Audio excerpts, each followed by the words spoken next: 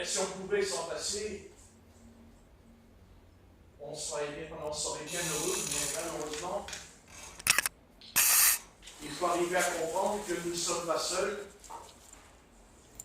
mais que nous sommes environnés par des esprits méchants et par des esprits mauvais.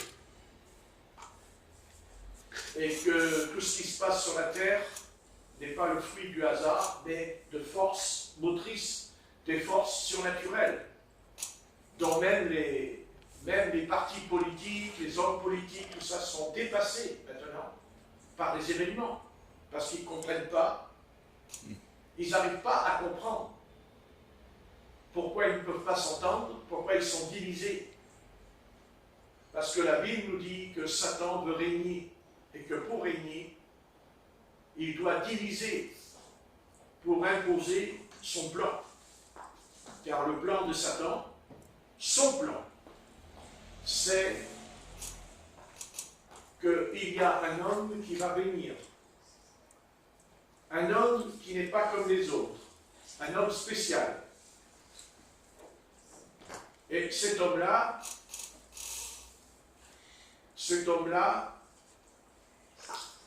va avoir des pouvoirs surnaturels d'une ampleur qui sera presque semblable au Seigneur. Il aura presque le niveau du Seigneur quand il va venir. Mais il n'est pas le Seigneur, il n'est pas le Christ. Il est un imposteur. D'ailleurs, tous les démons sont des imposteurs, car un imposteur, c'est quelqu'un qui veut rentrer dans votre maison sans votre autorisation. Sans votre autorisation. C'est un intrus, on va dire.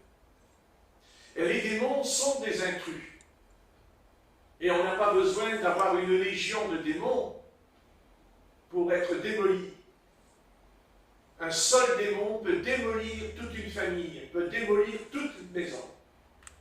C'est ce qui s'est passé cette semaine avec le feu qui a eu lieu dans le bâtiment à Nice, où 3 jeunes voyous, avec la cagoule sur la tête, sont montés et ont trafiqué le compteur électrique et tout l'appartement a pris feu.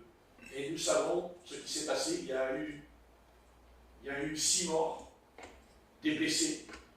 Et la maman qui a sauté par la fenêtre jusqu'en bas. Vous voyez?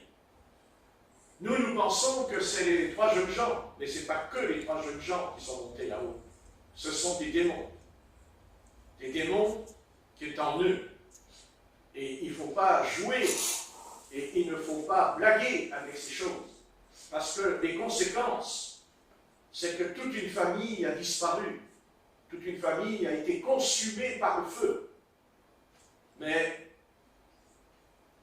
on n'en parle plus beaucoup, car le malheur, la malédiction de ce siècle, c'est qu'on subit, mais on oublie rapidement. Je ne sais pas si vous avez remarqué, on oublie rapidement. Pourquoi?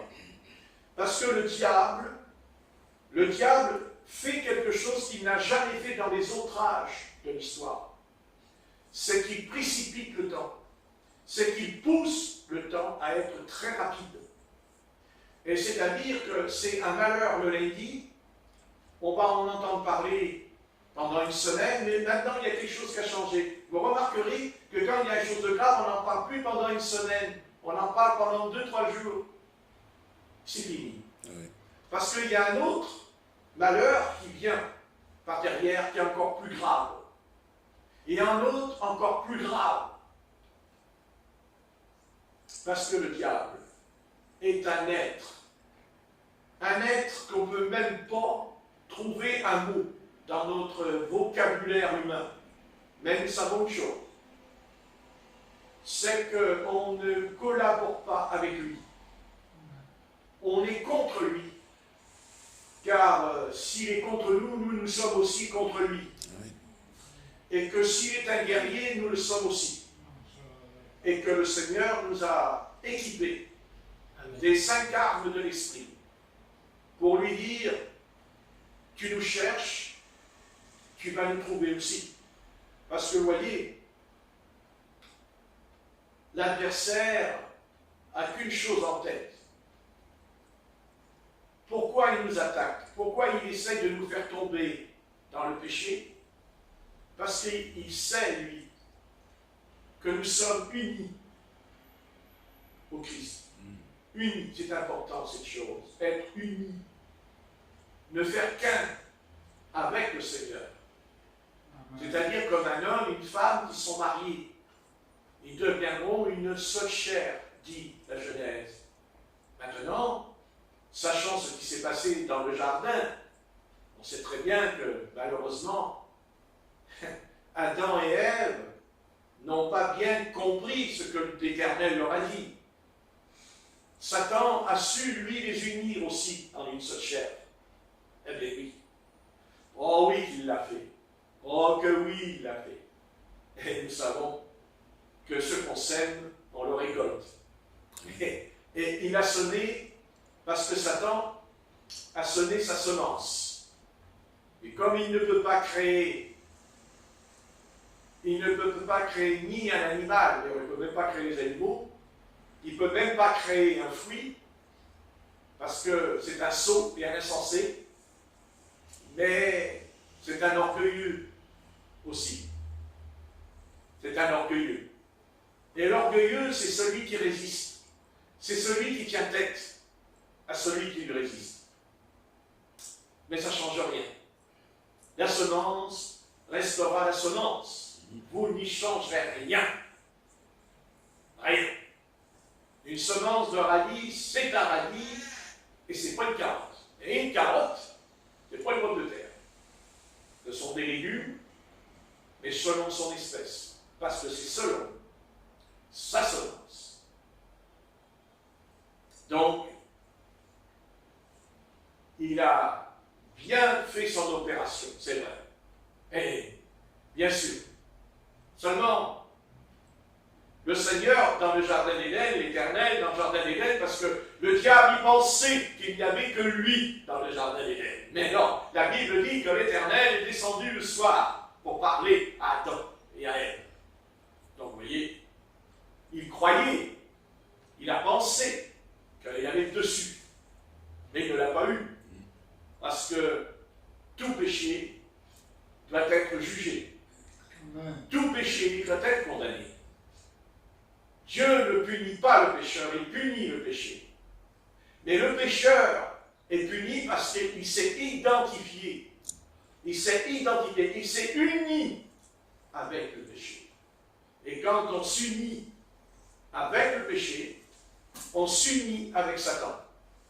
Il y a une union entre le péché et les démons. Et il y a union avec le Seigneur quand on est uni avec lui. Et quand le Seigneur n'est pas seul, il a avec lui des anges, des archanges, des séraphins, automatiquement. Vous voyez, il faut arriver à comprendre qu'il y a dans la vie deux camps. Il y a deux camps parce qu'il y a deux ennemis. Il y a deux camps parce qu'il y a la guerre. La guerre. La guerre n'a pas commencé en Éden. La guerre n'a pas commencé dans le jardin. La guerre, elle a commencé dans le ciel, avec Dieu et Satan. Cette guerre, elle a commencé dans le ciel.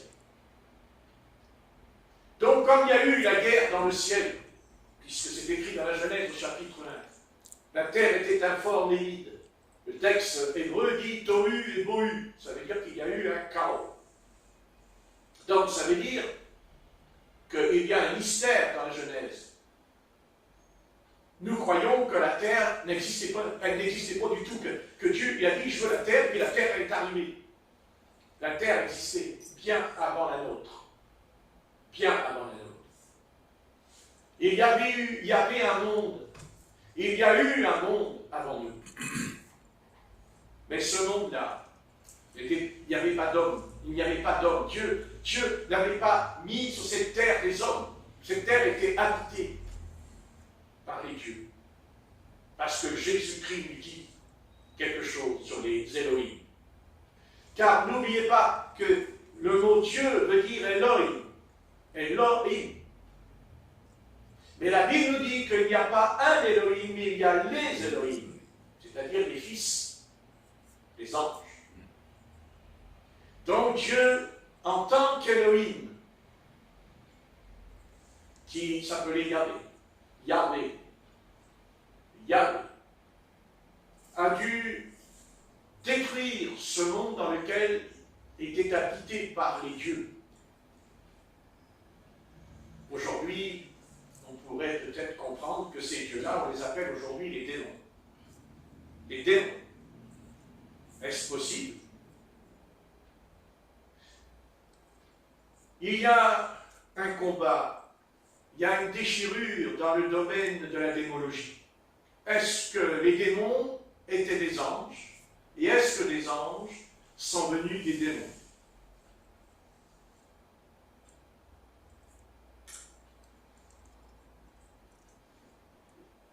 L'apôtre Pierre et Jude nous dit que des anges n'ont pas gardé leur dignité. Mais pourquoi il n'a pas dit des démons?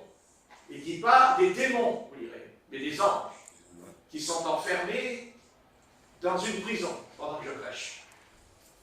Et qu'un jour, ils seront libérés. Ils sortiront à la fin des temps de cette prison pour venir secourir Satan, pour aider l'Antéchrist dans cette œuvre de destruction de l'humanité, mais surtout pour détruire l'épouse de l'agneau et pour détruire Israël. Car quand je parle de camp, je parle, et n'oubliez jamais, qu'il y a le peuple d'Israël. Le peuple d'Israël qui confirme que si nous sommes sauvés, c'est bien grâce à eux aussi, car le salut vient des Juifs, dira le Messie dans l'évangile de Jean. Donc vous voyez, il y a deux camps, il y a deux adversaires, il y a deux choses. Dans l'Ancien Testament, nous ne pourrons jamais éviter cette vérité. Une terrible vérité. C'est que de toute façon, il y a la guerre dans la vie. Il y a une guerre terrible entre les ténèbres et la lumière. Et avant que ce monde qui a été détruit, d'après la Genèse, chapitre 1, verset 1, la terre était informe et vide. Il n'est pas dit que la terre n'existe pas. Il est dit qu'elle était informe et vide. Donc elle s'est fait vider. Comme elle se fera vider aussi après le règne des 1000 ans, car cette terre sur laquelle vous êtes, elle va aussi disparaître. Parce que c'est écrit dans l'Apocalypse. Je roulerai la terre comme un parchemin. Et la nouvelle terre qui viendra, il n'y aura ni lune ni soleil pour l'éclairer, vous direz. Mais que c'est la nouvelle Jérusalem qui éclairera les nouveaux cieux et la nouvelle terre. Donc les démons, est-ce que les démons sont des anges ou est-ce que les anges sont des démons? La parole nous dit que l'apôtre Paul dira que Satan se déguise en ange de lumière. Mais il n'a pas dit que Satan est un ange. Il dit se déguise en ange. Donc, cette origine des démons, c'est mon opinion. On n'est pas obligé de l'embrasser. Vous n'êtes pas obligé de l'accepter. Vous avez le droit de croire que les démons sont des anges et que les anges, vous avez absolument le droit, et je ne m'opposerai pas à vous dans cette discussion. Mais j'expose, comme dit l'apôtre Paul, je crois avoir l'Esprit du Seigneur, dira-t-il quand il enseigne dans les Corinthiens des choses, n'est-ce pas? Des mystères. Mais je pense que les démons, pour moi, personnellement, les démons ne sont pas des anges et n'ont jamais été un ange. Par contre, je crois que les démons étaient des dieux qui ont habité cette terre qui était informe et que Dieu a envoyé le jugement, Dieu a envoyé quelque chose, il a détruit ce monde qui était habité par les dieux. c'est-à-dire par les Elohim, puisqu'il dit que les dieux s'appellent les Elohim, et que même l'Éternel s'appelle Elohim, qui veut dire le Dieu unique, le seul Dieu vrai et authentique. Parce qu'il y avait les dieux, mais il y avait Yahvé. Yahvé qui était au-dessus de tous les Elohim, qui s'appelle Yahvé, qu'on appelle aujourd'hui Yeshua, c'est-à-dire Jésus, Yeshua. Amen. Donc, peut-être quand on chasse les démons, nous pensons que ces démons qui sont des esprits, parce que ce sont des esprits, comme les anges sont aussi des esprits, dotés de pouvoirs et de dons, même spéciaux. Mais peut-être que ce n'est pas des démons, mais que c'était des dieux. Et que celui qui en a été, celui qui les a entraînés, celui qui les a pervertis, celui qui les a corrompus, bien sûr, nous le connaissons, c'est le prince de Tyr. Le prince de Tyr, dans Ézéchiel 28, vous lirez le prince de Tyr, c'est-à-dire Satan. Satan, il dit, par ta beauté, par ton éclat. Oui.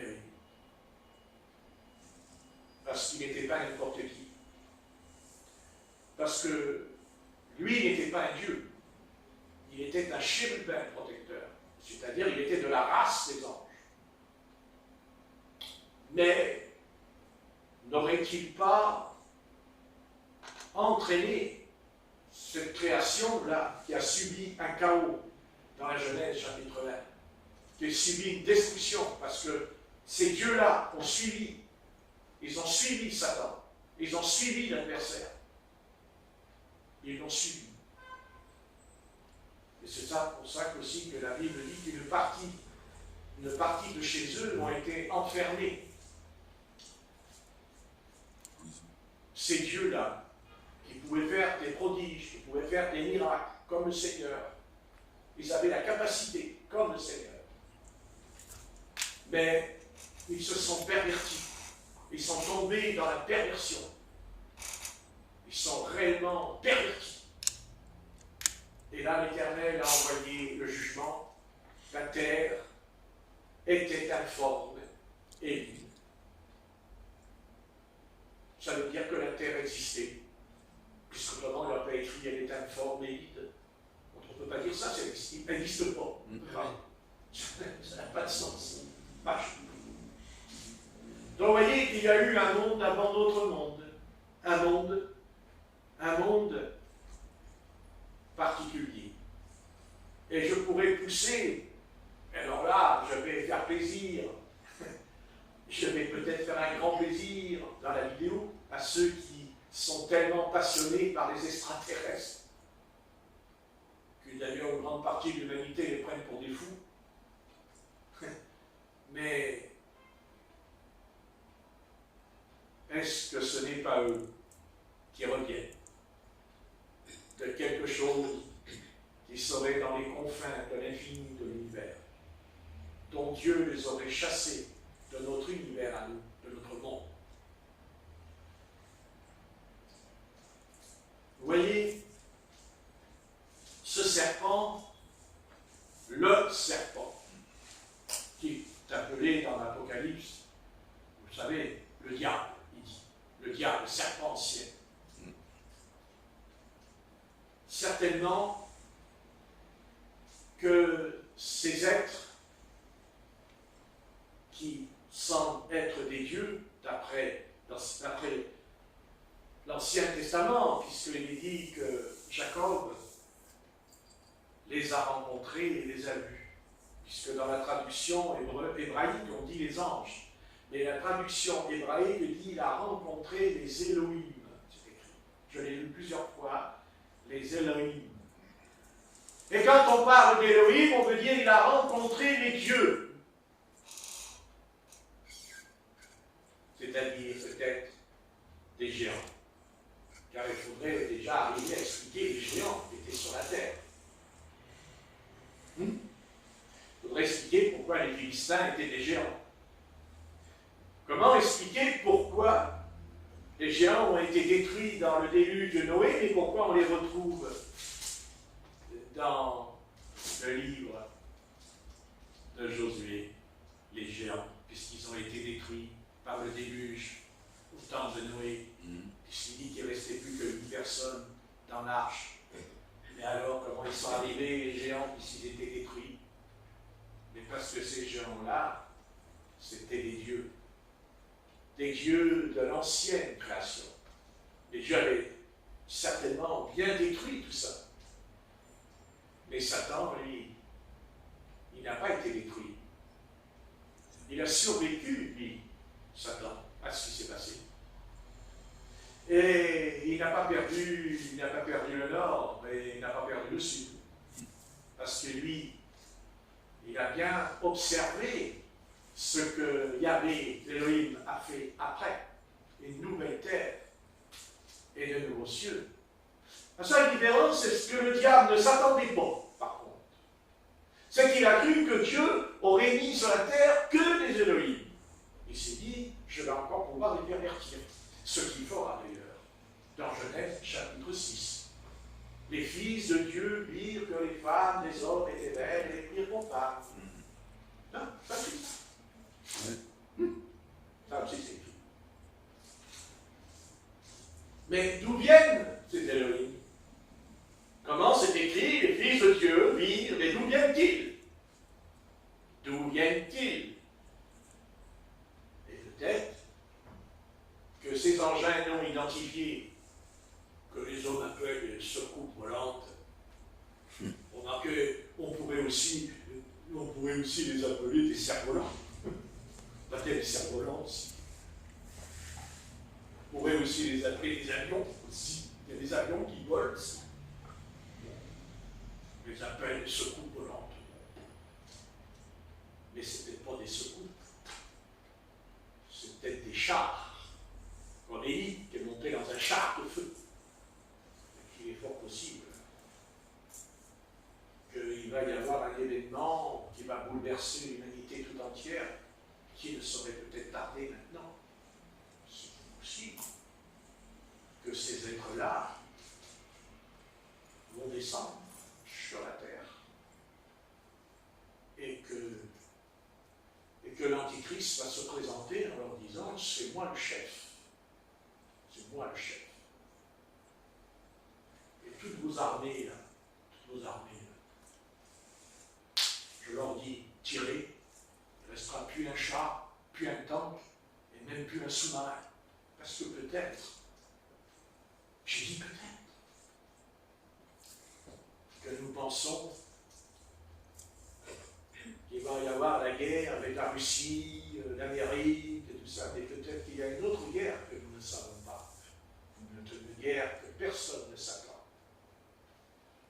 qui viendra de là-haut.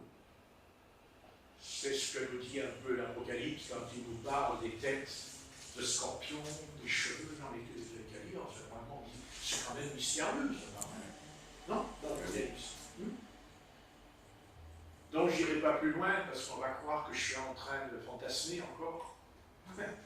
Mais ne vous inquiétez pas, je ne fantasme pas, je ne fantasme. Je sais une chose, en tout cas. Je sais qu'une chose. C'est que quand on chasse les démons, tu n'es pas sûr que c'est des anges qui sont devenus des démons, mais que c'est les dieux. Et que ces dieux-là, ces Elohim-là, qui ont été punis par l'Éternel. Et en quoi ils ont été punis? Eh bien, nous le savons. Parce que nous avons une preuve au travers du serpent. Quand le Seigneur lui a dit, tu ramperas, tu vas ramper par terre. Et c'est à partir de là, c'est certainement là, c'est presque certain, qu'il est possible que les mauvais esprits, les esprits méchants qui nous entourent, cette puissance néfaste, il est fort possible. Vous savez, Jésus de Nazareth, nous avons une vision de Jésus de Nazareth qui est toujours liée un peu au christianisme tel qu'il nous l'a enseigné pendant des siècles. mais je suis un homme convaincu que Jésus-Christ a beaucoup de choses qu'il n'a pas dit. Beaucoup de choses qu'il a fait et qui ne sont pas écrites dans la Bible. J'en suis certain. Amen. D'ailleurs, il nous est dit que s'il fallait écrire tout ce qu'il a fait, il dit que les livres, et pas que les livres du monde ne pourraient pas. Amen. Ouais. C'est quand même bizarre de l'apôtre Jean, il dit ça quand même. Ouais. Bon, alors je pense que Jésus-Christ sait beaucoup de choses, qu'il n'a pas tout dit. Il n'a pas tout dit.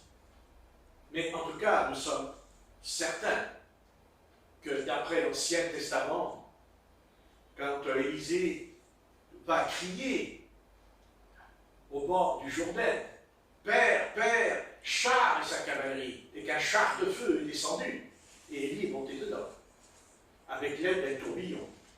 Évidemment, un tourbillon l'a emmené. C'est ce qui va nous arriver d'ailleurs. Un tourbillon, la tempête. Hein? C'est pour ça qu'il y a des tornades. Vous savez qu'une tornade, elle emmène les affaires dedans. Elle monte, les affaires, elles montent dans la tornade. Et en fait, à l'époque, ça ne s'appelait pas une tornade. On disait un tourbillon. Vous voyez? C'est-à-dire le vent, le souffle. Et quand vous voyez une tornade, vous dites « Oh là là, la tornade !» Mais sachez une chose, quand vous voyez une tornade, c'est le souffle de Dieu qui passe comme ça sur la terre. C'est lui qui fait ça. Il souffle comme ça. C'est lui. C'est lui. Vous ne le voyez pas, c'est lui. Alors, il faudrait avoir une grande spiritualité pour pouvoir discerner que c'est lui. On ferait bien de souligner quand ça se produit. On ferait bien de... Vous savez, quand il y a une tornade, pourquoi ne faudrait-il pas tomber tous à genoux par terre quand il la voit et dire « Oh, éternel !» Oh, c'est l'éternel la tornade? Ben bien sûr que c'est l'éternel. Mais ça, on n'y pense pas que c'est l'éternel, n'est-ce pas? Mais je sais que c'est lui. Bien sûr que c'est lui. Ah, écoutez, lisez l'Ancien Testament, la colonne de feu, la colonne de nuée. Allez, qu'est-ce qui a ouvert la mer Rouge? À votre avis, comment elle s'est ouverte la mer Rouge? Il dit un vent venant de l'Est, violent, a soufflé. Mais ce n'est pas un vent qui a fait... Vous pouvez faire ça pendant des heures, l'eau ne va pas s'ouvrir. Mais la tornade, elle va l'ouvrir. Car regardez bien une tornade, et on peut les voir maintenant sur YouTube. Elles font comme ça, elles avancent. Elles vont. Vous n'avez pas vu la tornade qu'il y a eu il n'y a pas longtemps aux États-Unis? Elle était énorme et elle a détruit toute une ville. Elle est rentrée dans la ville, le tourbillon est rentré dans la ville comme ça. Elle est rentrée dedans. Il n'y a plus rien, plus rien. Tout est monté dedans, disons. Tout est monté dedans. N'est-ce pas? Mais la tornade, elle purifie la terre. La tornade. Parce que peut-être que ça ne vous vient pas encore dans le crâne. Mais qu'est-ce que vous croyez? Vous croyez que Dieu va se contenter de purifier la terre parce que Jésus-Christ a versé son sang et qu'il est mort? Ça, c'est pour nous. Pour sauver notre âme. Mais après, pour finir, c'est la tornade qui a ouvert la mer Rouge. Parce qu'elle est entrée dans l'eau et elle a taillé l'eau et séparé comme une personne qui fait un chemin. Vous voyez? C'est ce qu'a fait l'Éternel. C'est ce qu'a fait l'Éternel. Car sachez, quand il y a une tornade, il y a le vent. Vous savez qu'il n'y a pas de tornade sans le vent. Ah oui, écoutez, renseignez-vous, c'est le vent qui souffle à 250, 270 à l'heure. Même à 300 à l'heure, ça peut souffler, une tornade. C'est terrible, une tornade. En Amérique, ils en ont, hein, des tornades. Enfin, bon, ils ne se repentent pas pour autant. Combien ils devraient se repentir en voyant ça? Ben, vous voyez, ils ne se repentent pas, vous savez. Ils ont tout perdu, mais bon. C'est la nature. C'est la pollution. Et puis alors on a... Et puis attention, il y a des gens... Oh, c'est l'écologiste. Elles vont nous sauver. Ah, elles vont nous sauver. C'est sûr. C'est l'écologiste qui fait qu'il y a des tornades. Ben, écoutez, des tornades, il y en a eu bien avant qu'il y ait les écologistes.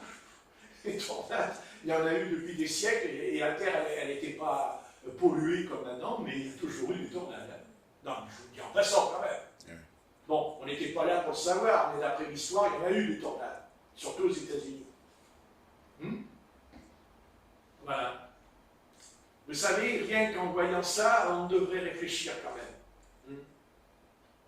Ah ouais. Moi, je les ai vus, là, j'ai regardé hier. Oh là là, c'est impressionnant, hein. Oh, dis donc.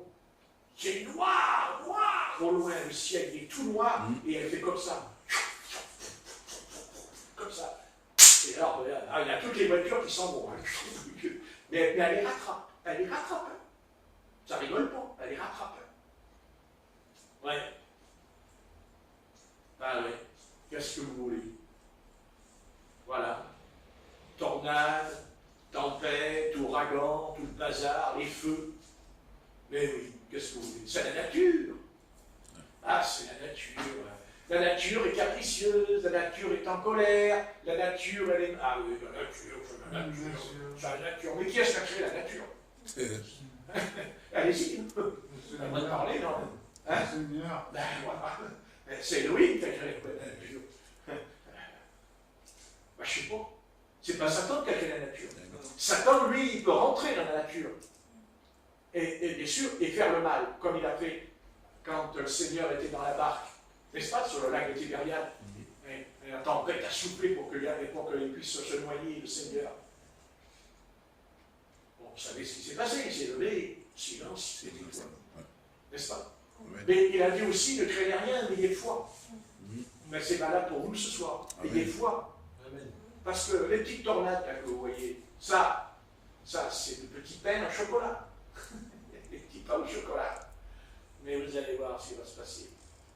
Vous voyez que l'Éternel va fermer les yeux, mais vous savez, écoutez, vous voulez connaître l'Éternel? Vous voulez savoir qui est l'Éternel? Bon, d'abord, vous le savez, c'est le Seigneur. C'est Yeshua, l'Éternel. J'en ai pas un autre.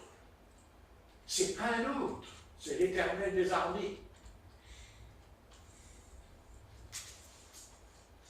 L'Éternel ne peut pas, ne pourra pas, jamais fermer les yeux sur le péché.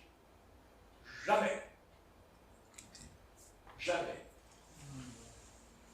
Chaque génération est punie par rapport à l'ampleur du péché et de la rébellion.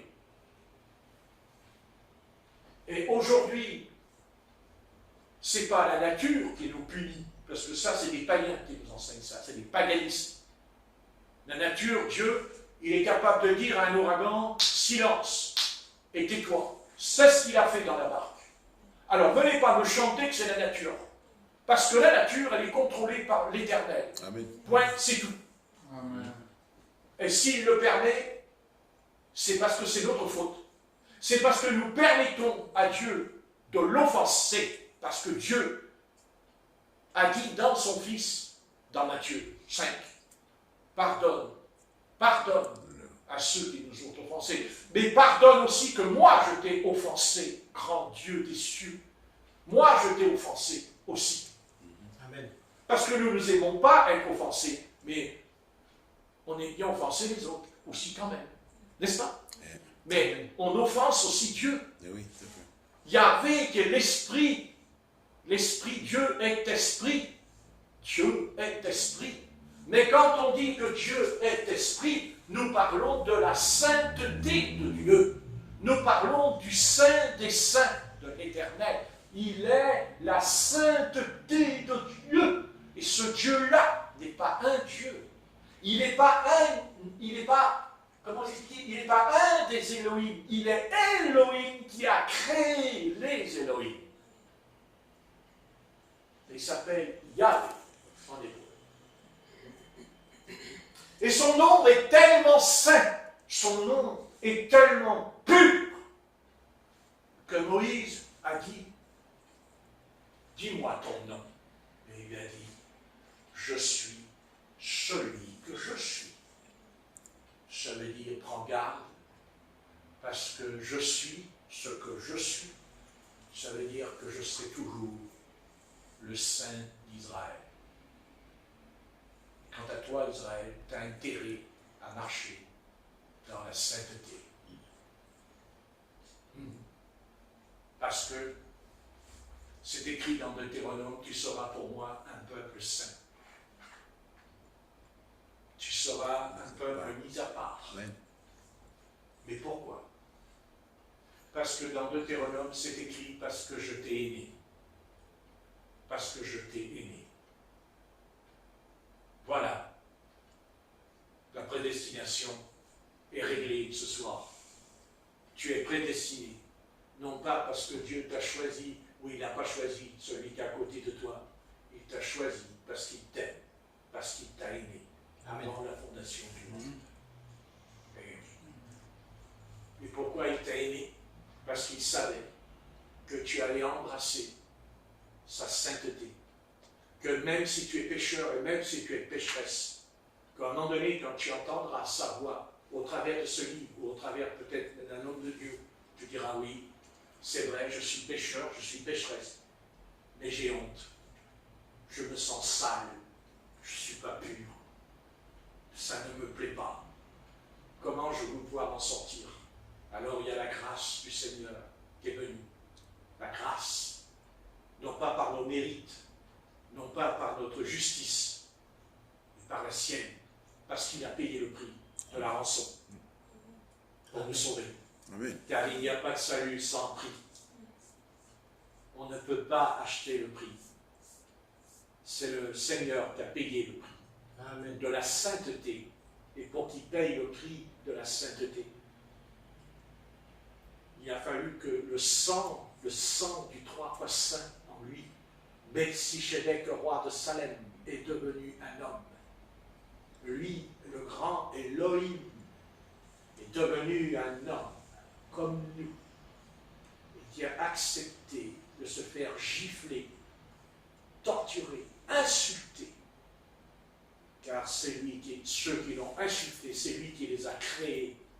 Ils sont venus grâce à lui sur la terre, et ils l'ont insulté. Mais pourquoi? En plus par son peuple, par son propre peuple. Parce que même Pilate, il voulait le libérer. Et c'était un païen. Qu'est-ce qu'Israël n'a jamais... Pourquoi, ô toi, ô Israël, pourquoi tu ne veux pas ce soir encore écouter l'Éternel, ton Dieu, qui t'a parlé dans l'Ancien Testament? Pourquoi tu ne veux pas accepter le Christ, qui est l'Éternel, le Dieu d'Israël? Parce que quand vous priez, je vais essayer de vous aider un peu quand vous priez. De temps en temps, vous pouvez dire Dieu d'Israël. Oui. Car tu es le Dieu d'Israël. Tu es le Dieu d'Abraham, d'Isaac et de Jacob. Tu es l'Éternel des armées. Et je te connais. Tu t'appelles Jésus de Nazareth. Et dis-moi ton nom. Et oui.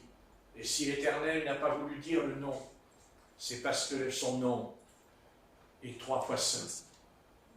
1, 2, 3. Et quand nous parlons de sainteté de Dieu, on ne parle pas d'aller sous la douche et de se laver, puis ça y est, je suis propre. Ce n'est pas ça la sainteté. C'est une question de nature, de la nature. Et nous savons que notre nature n'aime pas la sainteté. Elle penche vers le péché, vers l'impureté, vers l'impudicité, vers les passions, vers les vices. Ça s'appelle la chair. La chair. Et le contraire de la chair, c'est l'esprit, comme le dit souvent notre frère Nicolas. Souvent, il parle comme ça un peu la chair et l'esprit. Parce qu'il a beaucoup compris ça, Nicolas. La chair et l'esprit. Mais bon, il l'a compris, mais c'est difficile aussi. mais bon, la victoire, on l'a. Amen. On l'a, la victoire. N'est-ce pas? Voilà, sachez que quand on est de Dieu, notre Dieu à nous, c'est la sainteté. Amen. Nous ne parlons pas d'un Dieu dénominationnel. Moi, je ne parle pas d'un Dieu catholique romain ou d'un Dieu protestant ou d'un Dieu... Parce que c'est ce qu'ils en ont fait de Dieu. Ils ont fait de Dieu un protestant, un catholique. Ils ont fait de Dieu un pentecôtiste, ils en ont fait. Ben, si ce n'est pas ça, pourquoi sont-ils devenus une religion dénominationnelle, si ce n'est pas ça? Quand je parle, bien sûr, mais nous ne sommes pas pentecôtistes, nous ne sommes pas méthodistes, nous ne sommes pas protestants, nous ne sommes pas catholiques romains. Non. Non, non. Non, non, nous sommes des enfants de lumière. Parce que la lumière qui est en nous, c'est la sainteté. On a compris que Dieu est saint, qu'il est même saint et redoutable, mais aussi amour. Parce que la vraie sainteté, c'est toujours la douceur et l'amour. Parce que s'il n'y a pas d'amour, ce n'est pas la sainteté de Dieu. C'est comme les pharisiens. La loi, la loi, la loi, et puis bang, la loi, et bang. Parce que la loi, eux, c'était coup de bâton. Tu vois. Ouais. Enfin, le Seigneur, il a écrit par terre, hein, quand il a emmené la femme à Jupiter. Il y a la bonne surprise. Le Seigneur, il écrit par terre, puis il y a tout le monde qui fout le camp. Il n'y a plus personne. Il a écrit par terre. Peut-être que je me trompe, mais je pense qu'il a dû écrire ceux qui ont couché avec elle. Ceux qui ont couché avec elle, surtout. C'est pour ça qu'ils sont partis. Mais bien sûr. Ben, attendez. À votre avis, pourquoi ils sont partis? Pourquoi? Ils ne savaient pas, comment? Les pharisiens, ils ne savaient pas ce que c'était que le péché? Bien sûr qu'ils savaient. Vous voyez, c'est ça l'homme religieux. C'est ça l'homme religieux. Hein? Il sait faire la morale aux autres. Mais le jour où il est coincé, le jour où on l'attrape, vous voyez ce que je veux dire? Eh oui. Eh ben oui. Ben oui. Voilà. Bon. Eh oui. Voilà, Dieu est saint. Ben, c'est bien ce qui nous dérange. Vous dites non, ça ne me dérange pas. Ben, alors ça ne te dérange pas, alors bon, ben écoute, ben, t'es un ange alors. T'es un ange. Enfin, tu es l'ange qui fait le démon aussi. C'est ce qu'a dit Pascal. Vous connaissez le philosophe Pascal, qui était incroyant comme nous. Oui. Ben, il a dit. Vous avez compris, lui seul. Ben, il connaissait un peu la nature humaine. Hein? Oui. La nature humaine. Ah, c'est la nature humaine.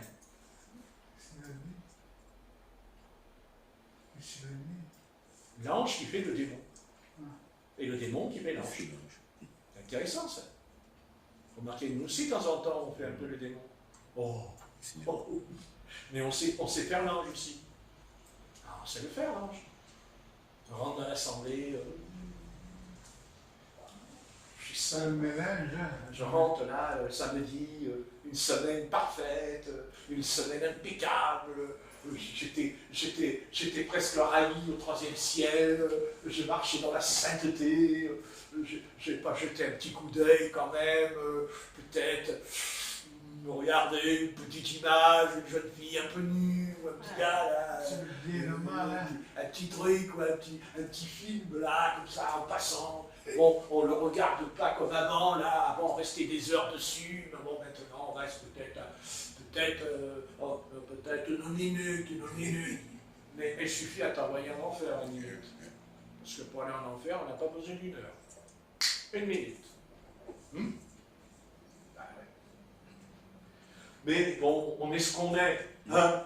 Bon, maintenant, si on a compris que Dieu est vraiment 3 fois saint, bon, on va faire attention. Hein. Alors, on va faire attention. Hein. Oui. Ah ouais. Faire attention. Ah oui. Eh bien oui, Dieu est 3 fois saint. Bah oui. Il n'est pas d'accord, lui. Ah non, parce que si je dis que je suis d'accord, je suis un menteur. D'ailleurs, si je dis ça, je vais tomber tout à l'heure. Hein. Je vais aller dans le fossé, hein, si je dis ça. C'est pas vrai. Non. On est pécheurs, on est pécheresses, parce qu'on est né dans le péché. Mais par contre, Dieu nous a prédestinés avant la fondation du monde. Et la prédestination, c'est pas qu'on est devenu un fils ou une fille, ce qu'on a toujours été. Et c'est un mystère, je le reconnais. Amen. Mais Dieu est un mystère d'ailleurs. Amen. Dieu est un mystère. Vous êtes assis, pourquoi je ne peux pas m'asseoir après tout? Donc je m'identifie au peuple de Dieu aussi. Donc, c'est parce que je suis fatigué. Bien-aimé, Dieu est saint. Amen. Ça vous va? Amen. Amen. Oui. Vous êtes d'accord, oui ou non? Amen. Si vous n'êtes pas d'accord, il faut dire on n'est pas d'accord. D'accord. Si vous n'êtes pas d'accord, allez vous faire cuire un œuf. D'accord? Voilà. Dieu est saint. Dieu, c'est la sainteté. C'est comme ça. Et si on le comprend, eh bien, ce sera un nouveau départ, un nouveau commencement en nous, si on le comprend et si on l'accepte. Mais on ne peut que l'accepter parce qu'on a compris, on a saisi que Dieu nous aime. Amen. Et c'est ça, parce qu'il nous aime. Et à un moment donné, nous découvrirons que nous l'aimions, pas maintenant, mais qu'on l'a toujours aimé. Amen. Toujours, on l'a aimé. La seule différence, c'est que notre mémoire a été effacée. Parce qu'Adam nous a précipités dans un abîme. Mais oui. Ben oui. Parce que nous sommes tous issus de lui ce soir, d'Adam et Ève. Mais grâce soit rendue à Dieu par Jésus-Christ, qui est le nouvel Adam, qui n'est plus une âme vivante, mais un esprit vivifiant. Une âme vivante. Parce que Dieu a créé Adam avec une âme. Pas la même que les animaux. Pas la même. Nous le savons. Les animaux, leur âme, elle meurt avec le corps dans la terre. Elle ne revient plus. Elle meurt. C'est fini, il n'y a plus. Mais pas l'âme de l'homme. Elle est éternelle. Même si elle est perdue, elle est éternelle. Donc tu es perdu éternellement. C'est tragique de savoir que tu vas vivre dans la perdition. Parce que dans la Bible, il y a être perdu et être sauvé. Es-tu sauvé? Est-ce que tu es sauvé? Est-ce que tu es vraiment sauvé? Voilà, réfléchis, tiens.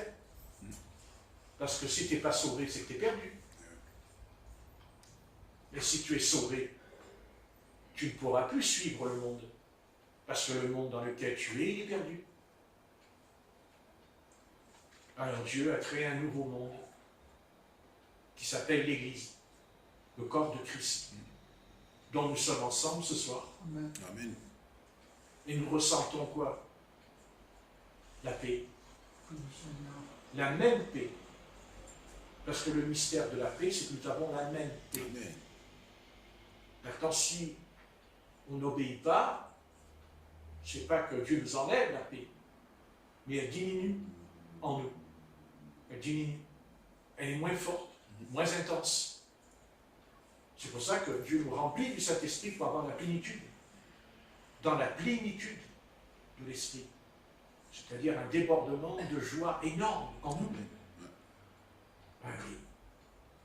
Parce que Dieu qui est trois pas saint, cette sainteté c'est-à-dire que Dieu est tellement saint, mais sa sainteté, elle donne la joie en nous. Il y a plus de joie dans le ciel pour un seul pécheur qui se repent que pour 99 justes. Eh oui. Vous voyez? Le salut, Dieu est propre saint et la colère de Dieu, le jugement, mais il est aussi le Dieu qui dit il y a de la joie. Il y a de la joie dans le ciel, dans le pécheur. Alors, si nous voulons que le Seigneur soit joyeux, alors il faut se repentir. Puisqu'il est joyeux, il éprouve une joie, un peu comme le fils prodigue. Quand son père attendait son fils au loin, tous les matins, il dit qu'il était sur le perron et il attendait son garçon qui revienne. Bah oui, quand il est revenu, il n'était pas en bon état. Hein. Il avait couché avec des prostituées. Il avait dépensé tout l'argent de l'héritage. Il ne restait plus rien. C'est ça le péché. Qu'est-ce qui nous reste quand on est dans le péché? Hein? Reste quoi? Même pas le plaisir. Parce que le plaisir lui-même, il va ternir notre âme, notre conscience. Il va même tordre notre conscience, le péché. Parce qu'elle va être pervertie, notre conscience. Et comme dit la Bible, point de paix pour le méchant. Point de paix pour le méchant. Point de paix. À votre avis, Shalom, Harir, que la paix soit sur toi, Jérusalem. Ce qui n'est pas le cas. Ce qui n'est pas le cas pour eux, n'est-ce pas? Amen. C'est pas parce que c'est le peuple de Dieu qu'ils ont droit à la paix, parce qu'ils sont Israël. Dieu ne fait exception de personne, dit Paul dans l'Épître aux Romains, de personne. Que tu sois juif, que tu sois païen, tu auras la paix que si tu te repens et que si tu marches dans la sainteté, si tu le suis. Parce que c'est pas tout de dire je crois au Seigneur. Toi, suis-moi. Amen. Ah.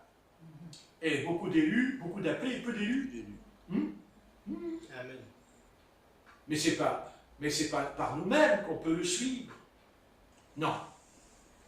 Non. C'est le Saint-Esprit qui nous a choisis avant la fondation du monde. Mais, oh, je sais, je comprends qu'ils veulent rentrer, maître, je comprends, mais ce que vous avez du mal à saisir, c'est que vous allez mourir, que vous allez partir, et que quand vous arriverez de l'autre côté en une minute, vous allez voir l'autre monde que vous ne voyez pas dans la pièce, où il y a les esprits, les démons, les anges, les ténèbres et les âmes damnées. Et là, vous vous direz, Seigneur, tu ne peux pas me renvoyer au 167 moment de la libération là? Ah bon? Tu veux retourner? Mais c'est bizarre. Tu en avais marre de l'écouter. Tu voulais rentrer à la maison, tu étais pressé. Ouais, je suis plus pressé, moi, tu me renvoies. Mais pourquoi? Parce que je n'ai pas tout compris ce qu'il a dit, ton pasteur. Je n'ai pas saisi, parce que je pense à autre chose. Parce que pendant qu'il prêchait, je pensais à autre chose. Je pense à autre chose pendant qu'il prêche. Mes pensées voyagent. Elles sont téléguidées dans la pièce, dans autre chose, quand le pasteur y prêche. Mais ce que tu sais pas, j'espère que tu ne le sais pas, car tu serais dans l'ignorance, donc tu serais moins coupable que si tu le sais. Mais que le diable est à côté de toi pendant que je prêche, et qui parle dans ton oreille et dans ta pensée en disant mais écoutez, laisse tomber, hein. Ça va, arrête, ça fait 10 minutes, un quart d'heure, une demi-heure, c'est un moulin à parole, ton frère. Un moulin à parole. Marqué pour avoir du blé, il faut avoir un moulin aussi. Pas de farine. Pas de farine. Non, mais il faut bien que je retombe sur mes pieds quand je prêche. Hein, c'est comme un chat. Vous savez qu'un chat, quand il tombe d'un toit, il ne meurt pas. C'est comme notre président. Notre président, c'est un chat. C'est un chat, le président. Il tombe et il retombe sur ses pieds. Pas toujours. C'est un chat. Mais c'est un chat noir, par contre. Il est noir, un chat. On n'est pas superstitieux, mais il paraît que si on rencontre un chat noir, ça porte malheur. Oui. Mais enfin, c'est pas faux dans un sens. En tout cas, avec lui, c'est pas faux. Comme quoi, vous voyez. Bon, c'est en moins 5. Je sais qu'il y a un Boeing qui vous attend avec une hôtesse. Vous a préparé le champagne. Le service spécial. Chambre 5, je vais finir par la prière, pareil. T'as vu, je parle. Ça, c'est pas vas-y. C'est un fusil. Je ne peux pas t'empêcher quand même. Bien qu'il faut souffrir pour le Christ. Ah, c'est pas grave. Bon, allez, on va prier.